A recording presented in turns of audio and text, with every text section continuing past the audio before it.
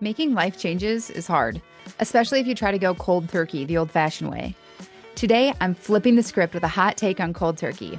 It's a fresh approach to breaking bad habits, building unstoppable momentum, and finally creating the life you've been chasing. We believe that our health is within our control, and we want to equip you to grab the reins and thrive. We're all bio-individuals. Everybody and every body is different. There's no one-size-fits-all approach to wellness. So we are here to help you fine-tune your personal approach to nutrient-dense diet, sleep, stress, digestion, blood sugar regulation, and all of the subcategories of these that we collectively call the foundations of wellness. This podcast is a megaphone to call in recruits who want to join us as we spread truth, revitalize hope, and reverse the trend of preventable poor health. This is Jamie Belz. Welcome to the Nutritional Therapy and Wellness Podcast. It's so crazy to me that we are already rounding the corner out of quarter one of 2025 into Q2. Holy moly, time flies. So, how are those New Year's resolutions holding up? I know, right? I'm not a big fan of New Year's resolutions anyway, because I just feel like, so I'm in Minnesota and it is just the darkest part of the year. And it's months of just like food madness, absolute gluttony and overindulgence, exhaustion, financial defeat. I call it Hallow Thanksmas year. It's like Halloween flowing right into Thanksgiving, into Christmas, into New Year's, and then it's just gone and we come out like this eye is rotating independently. Yeah, it's not the best time of the year to make big audacious goals and succeed at having them. So that's why I'm doing this episode right now. I really feel like springtime, great time to reassess, recalibrate, grab some of that sunshine and the hopefulness that summer is coming. Remember, I'm in Minnesota, so it gets a little tough and dark and deep here in the Midwest during this time of the year. But um, if you're looking to make some real changes, we're going to talk about that today. And the truth is that it's not easy. It takes some work. You have to put in the sweat equity to get an ROI on your investment. And it doesn't happen overnight. It doesn't happen by some grand all or nothing plan. It really is small changes. And I think that's where people get lost. It's like you plan, I remember P90X was such a big thing, or the Whole30, right? It's like these big, huge, all or nothing plans. And I made it through the first 15 days of P90X like 4 times, never made it the full 90. But that's because it's just unsustainable. It was too much. And so now we're going to talk about how you can take a whole new approach to cold turkey. I revamped it. Cold stands for cut out little distractions. And that's where we're going to start. We're going to cut out the distractions. It's not about deprivation or beating yourself up. It's truly about simplifying your life, taking away, weeding out the things that are causing too much time suck. Really, these little things that are just sucking away your time from you. We're going to talk about what to do to get rid of those. We're going to weed those out. We're going to plant some new things that are going to grow more life for you. And we're going to start by talking about why plans fail. So here's the thing. Whether they're too big, as we talked about, where it's this all or nothing approach, the original cold turkey. I'm going to quit smoking. I'm going to quit drinking. I'm going to quit eating sugar. I'm going to go to the gym every day. I'm going to do P90X. I'm going to, do this plan or that plan, or I'm always or never, these absolutes. And those don't work. Those are very challenging for people to follow through with because life happens. It's like you set this big thing. It's like, I'm going to completely change my life.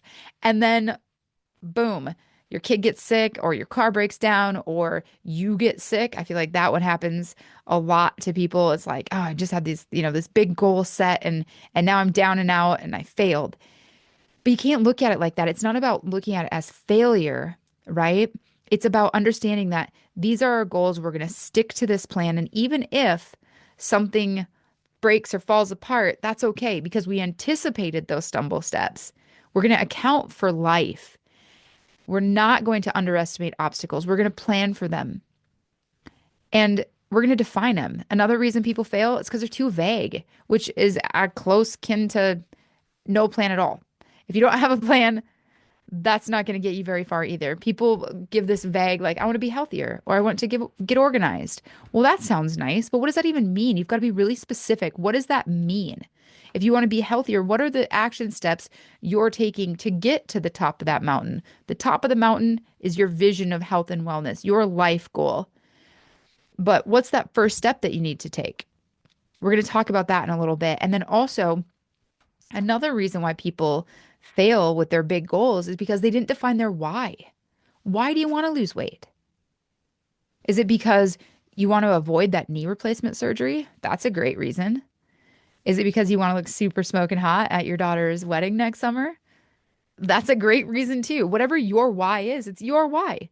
Define that and think about that and utilize that. Harness it as motivation for those moments when you don't want to stick to the plan. But then you visualize, where is it that I want to be? Where do I want to go? What is my why? Why am I doing this in the first place?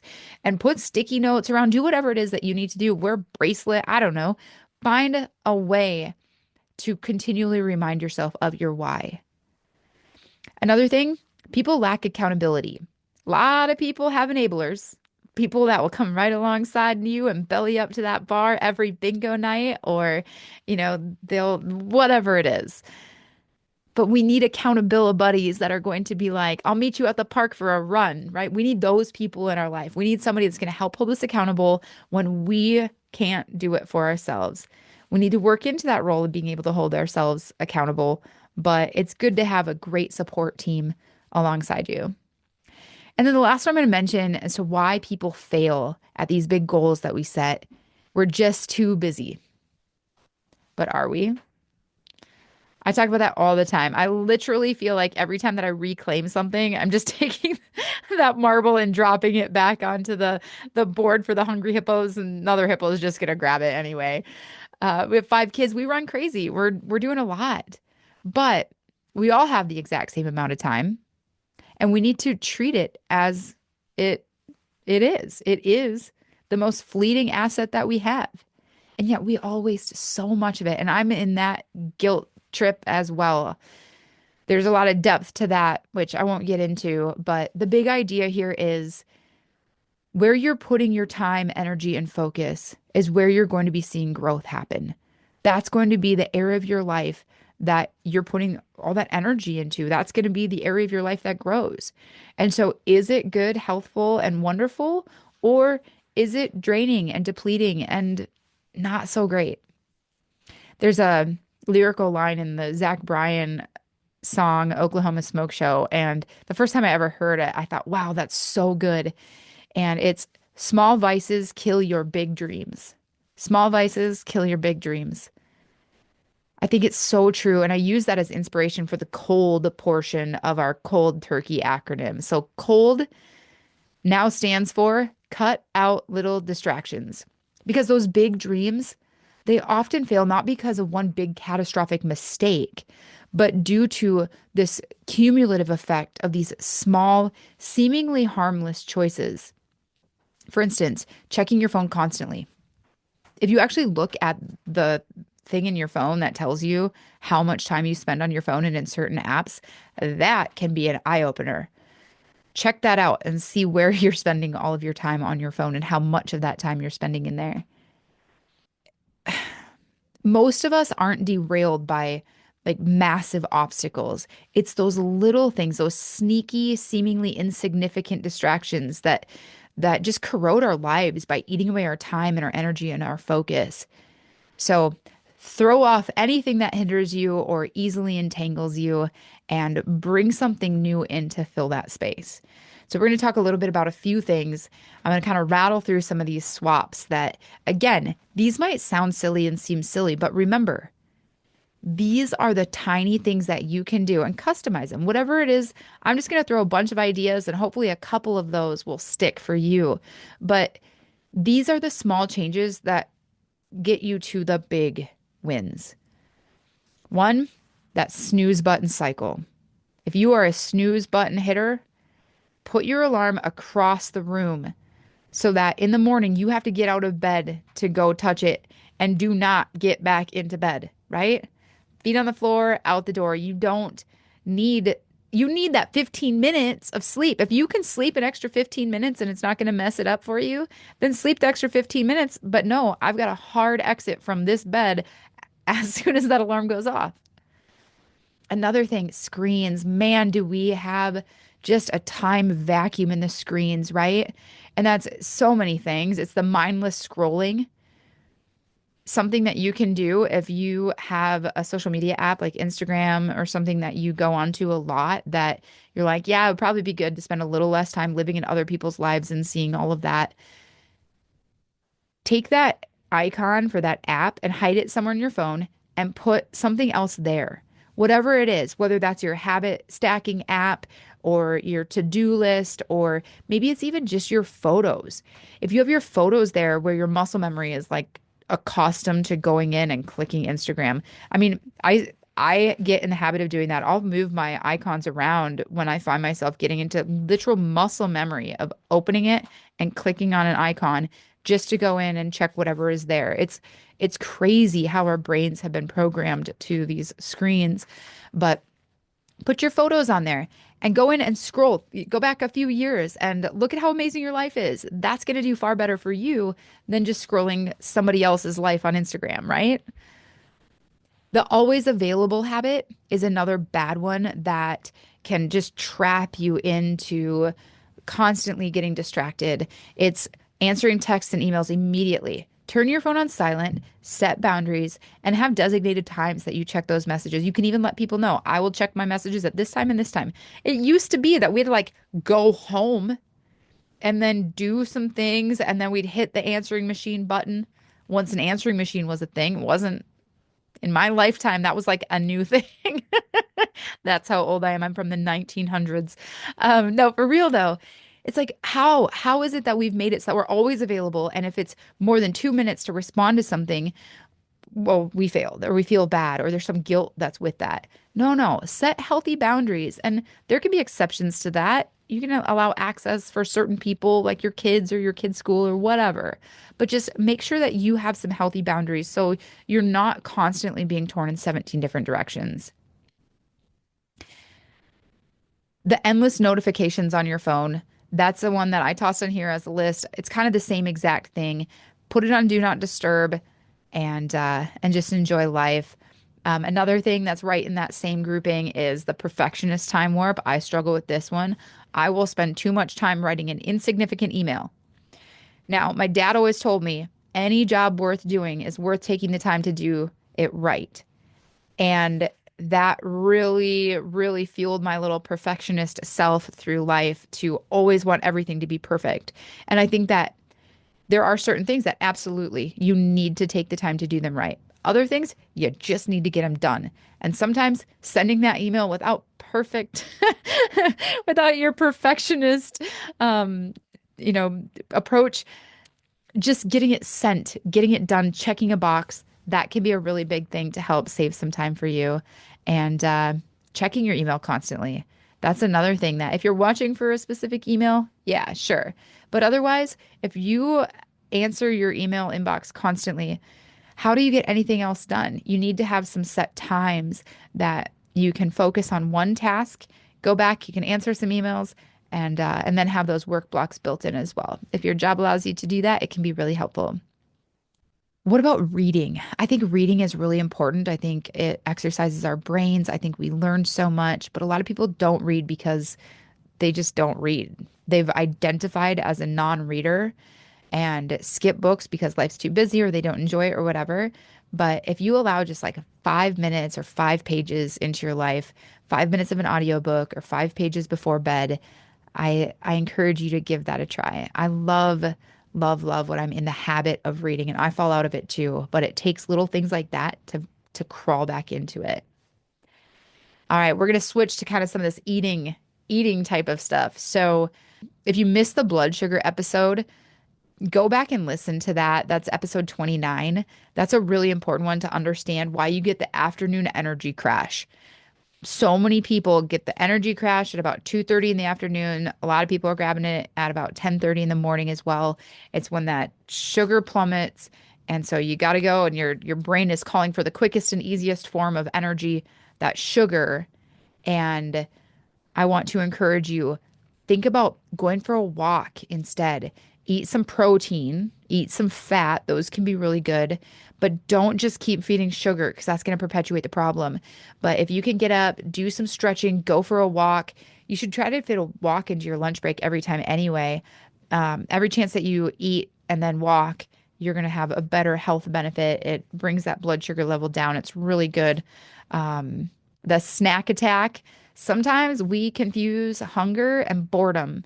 And so, especially working from home, if you have a home office and maybe your kitchen is your home office and you're just constantly there surrounded by food, try drinking some water. Our brains can confuse hydration needs for hunger as well. So, drink some water with some fruit in it, maybe. And then also, when it comes to the eating habits, eating mindlessly while watching TV at night, if you ate a good dinner and now it's like 7:30, 8:30 and your brain is like, I'm hungry, right? We're never craving like steak. We want popcorn and cereal and ice cream and chips, like the carbs, because we should be going to sleep.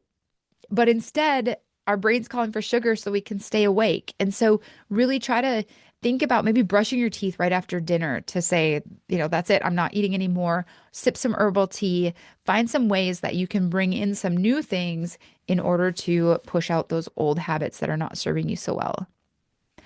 All right, what if your problem is clutter? I've got some clutter issues in certain places. It's like I allow it here, not over there, but this spot. This is a good clutter spot.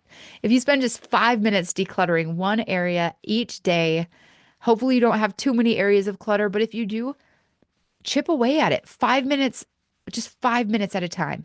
And you can get to somewhere that you're feeling really good and accomplished. And decluttering your space will declutter your life. It works, I'm telling you. All right. The endless to-do list. That is something that I often say. I'm like, it's a to-do scroll. It's it's many volumes. I feel like I always have so many things I have to do. And so one thing that works for me is I always have my priorities every single day and I set them the day before and I say, all right, these are the things that I need to accomplish tomorrow. I absolutely have to get these things done. And then I start with eating the frog. What is one big nasty thing that you don't want to have to take care of? Eat that frog first thing in the morning, and then you don't have to worry about it the whole rest of the day. And it gives you a little pep in your step. But pick a few priorities, focus on those and only those. Silence your phone, get that block of work time, and see how that ends up working and being able to truly chip through that list. You can use some of these in tandem with, again, silencing your phone or turning off your notifications or setting those healthy boundaries for when you're available. And that can all help. And that falls right in alignment too with the overcommitment issue, agreeing to things that don't align with your goals or your time that you have available. So many people say yes and yes and yes, and they really need to be saying no and no and no. And it's not because they don't want to do all of these things necessarily, but ask yourself, do I really have time for this? And does this serve me, my family, where I'm going, my goals? Because there might be some things that you can chop off of that list and free up some time just by asking just some very basic questions about what it is that you're committing to and whether you really should be committing that time to that or not. All right. The late night mind racing as you're trying to fall asleep and your brain is going crazy, that's a great sign that you are not taking enough quiet thought time during your day. A lot of times, my only time that I have where I can really think when I shower and when I'm falling asleep at night. And so, when that's the case, also my brain just starts downloading and I will either write it down or voice to text in my phone just to get it out so I'm not thinking, oh, I'm going to forget about that or whatever, have a notepad and a pen next to your bed. You can write that down, clear your mind, get that thought tornado to move on, and then restart fresh again tomorrow. But I think the ultimate getting at the root of that is actually allowing yourself a little bit of downtime and breathing room throughout your day so that it doesn't all just hit you all at once at night. All right. One way to overwhelm the morning chaos, because morning chaos, it's like if you're starting your day as a fire drill every day, that's not good for anybody. And so we want to make sure that we're setting good examples for our kids too. Things that you can do to help overcome that morning overwhelm. Night before, set out clothes, prep breakfast, pack a lunch if you're packing your lunch, and really work hard to create that calm start. Might be having kids shower at night, whatever it is. Do your life to fit you and what works for you. When it comes to food, food can be really challenging for a lot of people. I know that, I mean, this is what we do. Like, I do nutrition for a living, and yet food can be really challenging because we're busy, right?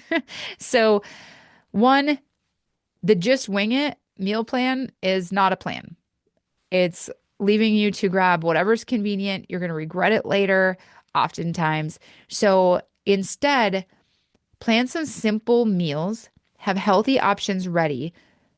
But ultimately, I really want to encourage you to have a plan, have a meal plan where you know what you're cooking, and then you're also going to help kill two birds with one stone.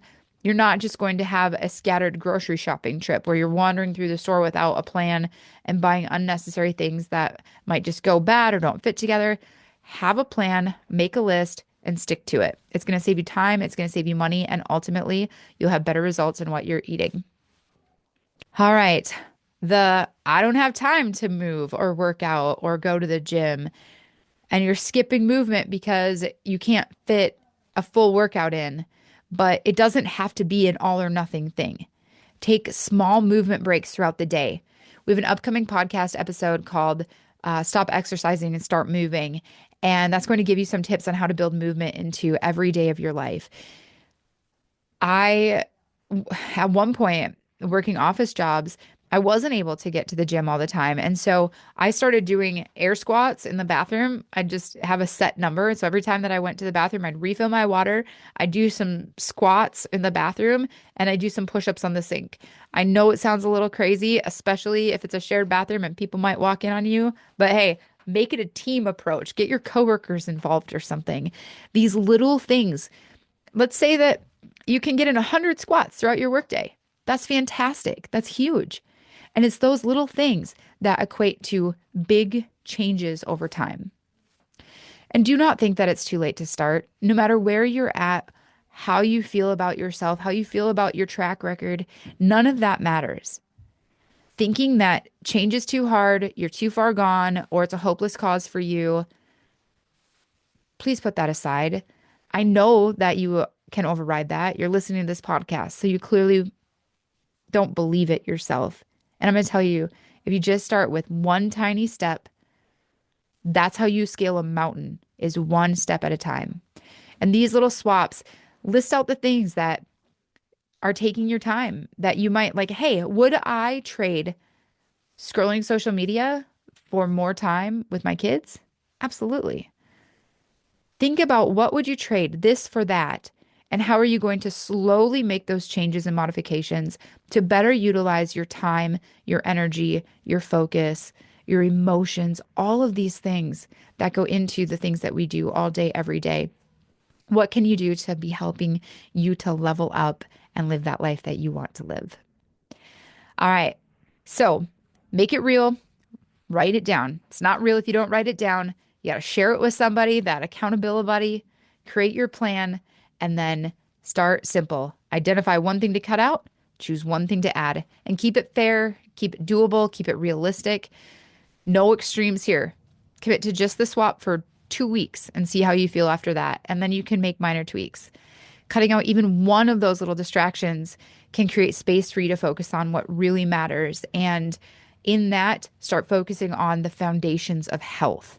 If you clear out some space, you can focus on digestion, quality sleep, stress management, nutrient dense diet, blood sugar regulation, physical activity, all of those pillars that I talk about all the time, the non negotiables for a thriving life.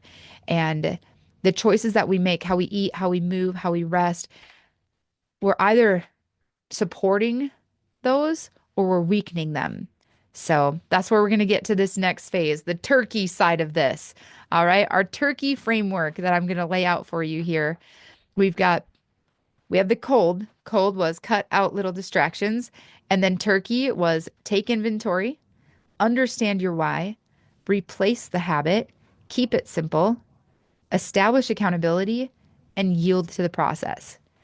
I won't belabor all of these because we've already talked quite a bit about several of these things. However, it is important to understand that you need to take inventory of your life. Go back and listen to episode 4 on bioindividuality, and you can do a total inventory of what's working in your life, what's draining your energy, what's holding you back, and be honest with yourself, and then make some changes from there. As I mentioned before, understanding your why. That's the you. Understand your why.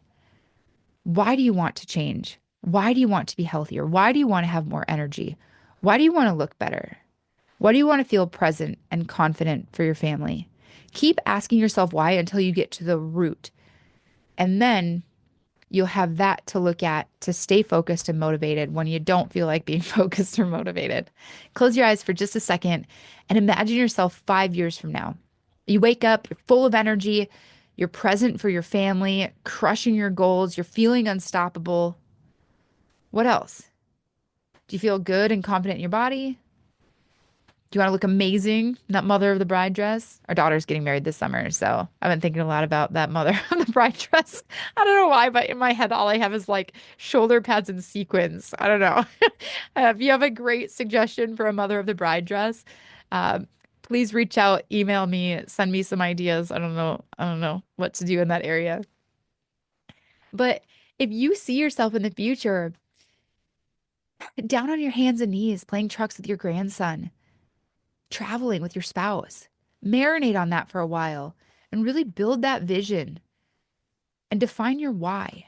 Because the truth is, without your why or a vision, your health goals are kind of like a roadmap to absolutely nowhere, right? You'll end up driving around in circles, you'll get stuck in places and distracted, and you just lose the motivation really quickly. But if you have that why, write it down, be specific, describe your best self physically, mentally, spiritually, make it personal. Who do you want to be? And then are the things that you're doing today the right steps to get you there? R in Turkey is replace the habit. We already talked about that a lot. Think about what do you miss doing? What energizes you? Who inspires you? Make those swaps. The K, keep it simple. Don't overcomplicate this. Focus on one small manageable change. Lock that one in. Give it 2 weeks. 2 weeks is always my commitment where I say, all right, as long as I can do it for 2 weeks, then we're good. And don't let yourself quit in those first 2 weeks. Small changes add up. So instead of committing to an hour of exercise, maybe you commit to a 10-minute walk. The E is establish accountability. We already talked about this. Everybody needs a good accountability buddy. The Y is yield to the process. Remember, transformation is a journey. It's not a sprint. You will slip up, and that's okay. You can adjust your course, keep on going, be kind to yourself. If you brainlessly eat an entire bag of chips, don't throw in the towel. Never fall entirely off the wagon again. I always talk about the bounce back rate. How long is it going to take you off of the wagon before you bounce back and get on? If you can get to a place where turbulence doesn't mean that you're going to nosedive, but instead you hit some turbulence and you just buckle up and stay the course, that's where you want to be. You can learn from your experiences, get to know yourself, be like, all right, every time I do this, I then do this. Modify your approach to help yourself avoid those fail points. Nobody knows you better than you. Maybe you keep those chips out of the house for a while. Put some boundaries in place. Set yourself up for success every step of the way. And if you find yourself stumbling over and over again over the same thing, it might be time to burn the ship.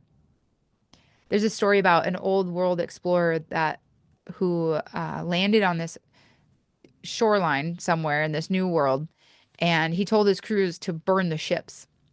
They were going to succeed in this new place no matter what. No escape option. There might be some areas in your life that you need to burn the ship. In the Bible, it says, if your right hand causes you to sin, cut it off. And that seems extreme, but if there's an unhealthy habit, binge eating, overspending, drinking on consecutive days, constantly scrolling, bedtime TV time sucks. That's a big one. Maybe it's a toxic relationship, even if you enjoy it. We become the 5 people that we spend the most time with. So make sure that you fill your inner circle, the people that have the most access to you, with people that you want to be more like. And if there are friends who are holding you back from leveling up, even if you love them dearly, a little space and separation for growth may change everything. You don't necessarily need to burn the ship of your friendship, those people, that person that you love so much, but maybe you burn the ship on the Tuesday night bingo and drinks. You can always invite those friends to participate in a more healthful activity with you. This isn't about guilt. It's not about failure. It's about rethinking your approach.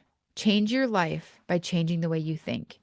Forget about that all or nothing cold turkey mindset that we've had so often in our faces in the past, and just focus on those little distractions. Cut out little distractions and build those habits that align with your goals. And then take inventory, understand your why, replace the habit, keep it simple, establish accountability, and yield to the process.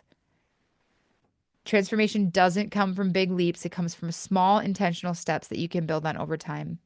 If you're looking for a tool, as I mentioned, that episode 4 that has the personal health inventory and life audit, get in there. How can you know where you are going or what needs to change if you don't take a moment to figure out exactly where you're at?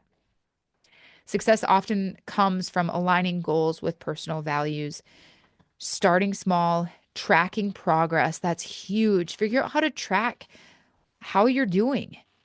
Build in flexibility too. Again, anticipate that it's not always going to be sunshine and rainbows and easy street. You're going to have some adversity and stumble steps, but how are you going to pick yourself up and get yourself back on the horse? Cut out those little distractions. That's so important. Those time vacuums that steal your life away from you second by second. Seconds turn into minutes. Those turn into hours, which turn into days, which turn into decades. Pastor Bob Merritt once said, if you squandered your teens, don't squander your 20s. If you squandered your 20s, don't squander your 30s. If you squandered your 30s, don't squander your 40s. And so on. No matter where you are, what you've done, what you've not done, get your eyes off of the rear view and look forward through the windshield. The future looks bright. Do something today that your future self will thank you for. I really appreciate you being here. If you have new ideas, if you've got something exciting, if you've made some swaps, if you've made some changes, whatever it is that you've got going on, and if you want to share it, I would love to connect with you. Connect with me. Also, give us 5 stars, hit subscribe, and keep coming back for more new episodes on the Nutritional Therapy and Wellness Podcast. Have a great day.